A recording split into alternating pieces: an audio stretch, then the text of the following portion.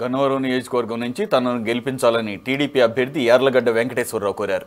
తనకు ఒక్క ఛాన్స్ ఇస్తే గన్నవరం రూపురేఖలను మారుస్తానని చెప్తున్నారు. నియోజకవర్గంలో ఉన్న అరాచక శక్తుల ఆట కట్టిస్తానని అన్నారు.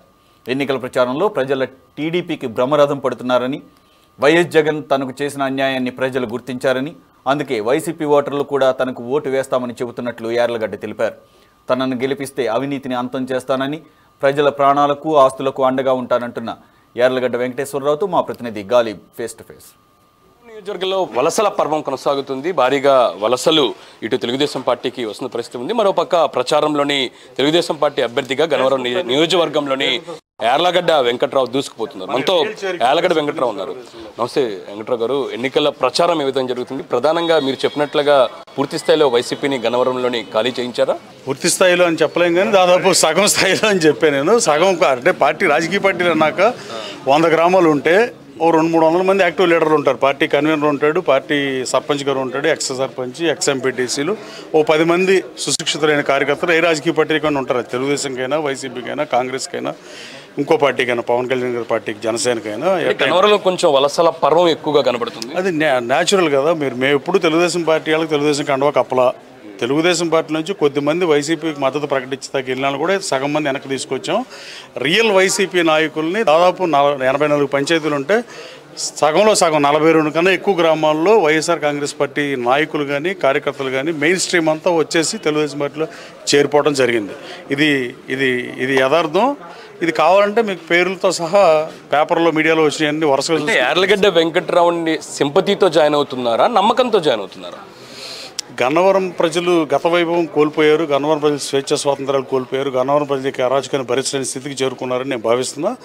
నా మీద ఈ గన్నవరం నియోజకవర్గంలో గద్దె రామ్మోహన్ రావు, ముద్రబోయిన వెంకటేశ్వర 2 పార్టీలకు సీట్లు ట్రై చేసి కొంచెం డబ్బులు వ్యయ ప్రయాసాలు కోర్చి కష్టపడి పార్టీ కోసం 2 ఏళ్ళు 3 ఏళ్ళు తిరిగారని ఆ హక్కును చేర్చుకుని ఇండిపెండెంట్గా గెలిపించారు.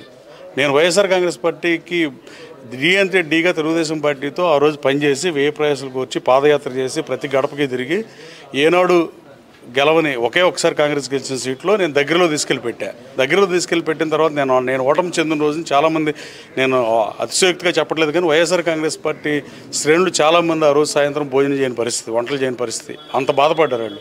కానీ జగన్మోహన్ రెడ్డి గారు ఏం చేశాడు, 3-4 మాసాల తర్వాత ఏం చేశాడనేది రాష్ట్ర ప్రజలందరికీ తెలిసిన విషయం. చంద్రబాబు నాయుడు గారు ప్రతిపక్ష హోదా పోగొడతానని చెప్పి తీసుకున్నానని చెప్పాడు నాతో ఆ రోజు. చంద్రబాబు నాయుడు గారు ఇవాళ కూడా ప్రధాన ప్రతిపక్ష నాయకుడు ఉంది. ఆయన హోదా పోగొట్టలేకపోయాడు. ఈయన హోదానే పోగొట్టుకుంటున్నాడు. నేను బలంగా చెప్తున్నా, రాబోయే కాలంలో గన్నవరం నియోజకవర్గం నుంచి ఇంకా వలసలు ఉంటాయి. ఇప్పుడు ఈయన తండ్రి గారు కాంగ్రెస్, ఈయన కాంగ్రెస్, ఏఎంసీ చైర్మన్ చేశారు, ఈవిడ కాంగ్రెస్, ఈవిడ సర్పంచ్ చేశారు, ఎంపీపీ చేశారు, ఆవిడ మండల పార్టీ ఎస్సీసీఎల్ ప్రెసిడెంట్. ఇట్లా ఇక్కడ ఉన్నాళ్ళని ముగ్గురు, సొంటి కిషోర్ ఇప్పుడు ఎంపీటీసీ కేసరపల్లి, ఈయన నేను ఎంపీటీసీ టికెట్ ఇవ్వాలా, నా కోసం పనిచేయడానికి వచ్చాడు. అక్కడ తిరుపతిలో ఆయన మాధవవారిగూడెం పార్టీ ప్రెసిడెంట్ మొన్న చేరాడు తెలుగుదేశం పార్టీలో. ఇలా మీరు ఏ గ్రామం తీసుకున్నా, బీబీగూడెం తీసుకోండి, గన్నవరం టౌన్లో కానీ, గన్నవరం టౌన్లో 6 ఎంపీటీసీలు ఉంటే 3 ఎంపీటీసీలు నా పక్క వచ్చిన పరిస్థితి, అలాగే ఉప సర్పంచ్ నాతో పాటు వచ్చిన పరిస్థితి. అలా మీరు ఏ గ్రామంలో తీసుకున్నా 84 పంచాయతీల్లో తీసుకుంటే చాలా గ్రామాల్లో సర్పంచులు ఎంపీటీసీలో వచ్చేస్తున్నారు. ఇంకా కార్యకర్తలు, లీడర్లు, కన్వీనర్లు పదవులు లేనప్పుడు రావటం ఏముంటుంది. అలాగే నేను వైఎస్ఆర్సీపీ శ్రేణులకు కూడా చెప్తున్నా, ఈ పనికిమాలినలాగా నేను ఎట్టి పరిస్థితుల్లోనూ రాబోయే కాలంలో నన్ను గెలిపించిన తర్వాత నేను ఎట్టి పరిస్థితుల్లో వైఎస్ఆర్ కాంగ్రెస్ పార్టీ కార్యకర్తలకు కూడా ఏ ఒక్క కార్యకర్త మీద కూడా తప్పుడు కేసు పెట్టను. పొద్దున్నే స్టేషన్ పిలిపించి ఎస్ఐలు, సీఎలు సాయంత్రం కూర్చోబెట్టే దుస్థితిని నేను తీసుకురాను. వైసీపీ శ్రేణులు కూడా నేను బాగా చూసుకుంటా. గన్నవరం ప్రజల్ని నన్ను కన్నబిడ్డలు ఆదరించారు, నాకు అండగా ఉన్నారు. నా ఊరు కాకపోయినా నన్ను హక్కును చేర్చుకున్నారు. దాదాపు తక్కువ ఓట్ల చేత ఓడిపోయినా నేను మళ్ళీ తెలుగుదేశం పార్టీలో చేరి గన్నవరం వచ్చిన తర్వాత ఆగస్టు ఆ రోజు వైఎస్ఆర్ కాంగ్రెస్ పార్టీ గన్నవరం దూరంగా పెట్టింది. వెళ్ళొద్దంటే నేను శుభకార్యాలకు అశుభకార్యాలకు వెళ్తాను. అలాగే నేను సత్సంబంధాలు, సహచరులతో, అనుచరులతో, నాయకులతో, కార్యకర్తలతో అందరితో మెయింటైన్ చేశా. కాబట్టే నాకు అన్యాయం జరిగిందని, నాకు నగుబాటు జరిగిందని, నాకు మద్దతుగా వీళ్ళందరూ వస్తున్నారని నేను భావిస్తున్నా. 42 సంవత్సరాల తెలుగుదేశం పార్టీ చరిత్రలో తెలుగుదేశం పార్టీ సైకిల్ సింబల్ మీద ఓటైన నాయకులు చాలామంది తెలుగుదేశం పార్టీలో మొట్టమొదటిసారిగా చేరారంటే నా మీద ఉన్న సింపతి అని మీరు అన్నారు. సింపతినో అన్యాయమో, ఇప్పుడు ఇండిపెండెంట్లకు వాళ్ళకి ఓన్లీ సీట్ నిరాకరిస్తేనే అన్యాయం జరిగిందని హక్కును చేర్చుకున్న ప్రజలు నాకు అంతకన్నా ఎక్కువ అన్యాయం జరిగిందని భావిస్తున్నారు. అలాగే అతని మీద వ్యతిరేకత ఇట్లా ఒకటని కాదు, అన్నీ కలిసి గన్నవరం నియోజకవర్గంలో వైసీపీ ఖాళీ అయిపోవడం ఖాయమని నేను బలంగా నమ్ముతున్నాను. అంటే కొద్దిసేపటి క్రితం చంద్రబాబు గారి నుంచి బీఫారం తీసుకున్నారు. ఎటువంటి దిశానిర్దేశం ఎన్నికలు బట్టి మీకు చేయడం జరిగింది? దిశానిర్దేశం ఉందండి. బాగా కష్టపడి పనిచేయమని చెప్పారు. ఎట్టి పరిస్థితుల్లో రాబోయే తెలుగుదేశం ప్రభుత్వమే సంక్షేమ పథకాలు అమలు చేసి తీరుతామని గట్టిగా చెప్పమన్నారు. అభివృద్ధి సంక్షేమం 2 కళ్ళుగా ముందుకెళ్తామని చెప్పమన్నారు.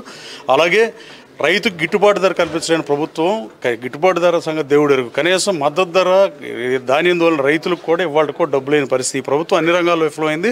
ఒక సంక్షేమంతో నెట్టుకురావడం సాధ్యం కాదు, అభివృద్ధి కూడా కావాలి. 13 లక్షల కోట్లు అప్పులు చేసిన ఈ బడ్జెట్ని ఆంధ్ర రాష్ట్రం బడ్జెట్ మైనస్లోకి వెళ్ళిపోయిన దాన్ని గాడిలో పెట్టాలంటే మళ్ళీ అనుభవం చంద్రబాబు నాయుడు గారు ముఖ్యమంత్రి అవ్వాల్సిన అవసరం, చారిత్రక అవసరం ప్రజలకు చెప్పాల్సిన అవసరం ఉందని నేను కూడా భావిస్తున్నాను. రాబోయే కాలంలో సంకీర్ణ ప్రభుత్వం ఏర్పడటం ఖాయం.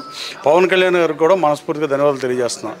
ఆయన ఈ పొత్తు ఏర్పడటం కోసం, కేంద్ర ప్రభుత్వం మద్దతు కోసం, పోలవరం కంప్లీట్ కావాలన్నా, అమరావతికి కావాలన్నా, నిధులు కావాలన్నా కేంద్రంతో ఉంటే బాగుంటుందనే ఉద్దేశంతో ఆయన సీట్లు తగ్గించుకుని మరి ఈ పొత్తుని ఏర్పాటు చేయడం ముఖ్య భూమిక వహించిన పవన్ కళ్యాణ్ గారు మీ ద్వారా ధన్యవాదాలు తెలియజేస్తున్నా. పవన్ కళ్యాణ్ గారి అభిమానులు, జనసేన పార్టీ నాయకులు కార్యకర్తలు, బీజేపీ నాయకులు కార్యకర్తలు, వైసీపీ నాయకులు కొంతమంది, అలాగే వైఎస్ఆర్ కాంగ్రెస్ పార్టీ కేడర్ చాలా వరకు నాతో పాటు చేరింది. ఇంకా రాబోయే ఈ వారం 10 రోజుల్లో కూడా ఇంకా చేరికలు బలంగా ఉంటాయని భావిస్తున్నా. నేను వీళ్ళందరితో కలిసి పాదయాత్ర చేశా వైఎస్ఆర్ కాంగ్రెస్ పార్టీలో ఉన్నప్పుడు. రాబోయే కాలంలో కూడా గన్నవరం అభివృద్ధి దిశలో పరుగులు పెట్టిస్తా. వీళ్ళందరికీ పనులు చేసి పెడతా. నేను మంచి చేయటకు రాజకీయాలు వచ్చా. కొండల దోట, గుట్టల దోటకు రాజకీయాలు రాలా, కొండల మాయం చేయటకు రాలా, మట్టి దోటకి, చెరువుల దోటకు రాలా, ప్రైవేట్ పంచాయతీలు చేయటకు రాలా. గన్నవరం అభివృద్ధి ధ్యేయంగా పనిచేస్తానని మీ ద్వారా తెలియజేస్తాను. అంటే మీ ప్రత్యేక మేనిఫెస్టోని ఎప్పుడు తీసుకొస్తున్నారు? గన్నవరంకి సంబంధించి మీ నామినేషన్ ఎప్పుడు ఉండబోతుంది? నామినేషన్ 25వ తారీఖు పెడితే రెండు పార్టీలు అదే రోజు పెట్టినాయని ఆర్ఓ రిజెక్ట్ చేశారు. ఇంకా తేల్చలేదు, తేలినాక చెప్తాను నామినేషన్. మేనిఫెస్టోకి సంబంధించి ప్రత్యేక మేనిఫెస్టోని కూడా, ప్రత్యేక మేనిఫెస్టో ఇంకా నియోజకవర్గంలో సమస్యలు చాలా ఉన్నాయి. అన్నీ కూడా గన్నవరం నియోజక manifesto maybe nomination next day announce చేస్తాను. సూపర్ 6 పథకాలు మాత్రం చెప్పి అవి అమలు చేసి తీరుతుంది గన్నవరానికి. Thank you. గన్నవరం నియోజకవర్గంలోని ఖచ్చితంగా ఈసారి తెలుగుదేశం పార్టీ అత్యధిక మెజారిటీతోని బాగా వేయబోతుంది. ప్రధానంగా ప్రజల నుంచి కూడా పూర్తి స్థాయిలోని ఆదరణ కనబడుతుంది. ఇంకా మేనిఫెస్టోకి సంబంధించి పూర్తి స్థాయిలో సమస్యలు పరిష్కరించడం, ప్రధానంగా కూటమి ఎక్కడి లేని విధంగా ఆంధ్రప్రదేశ్ రాష్ట్రంలో గన్నవరంలోని అత్యధిక మెజారిటీతోని గెలవబోతుంది అనేది కూడా ధీమా వ్యక్తం చేస్తున్నారు యార్లగడ్డ వెంకట్రావు.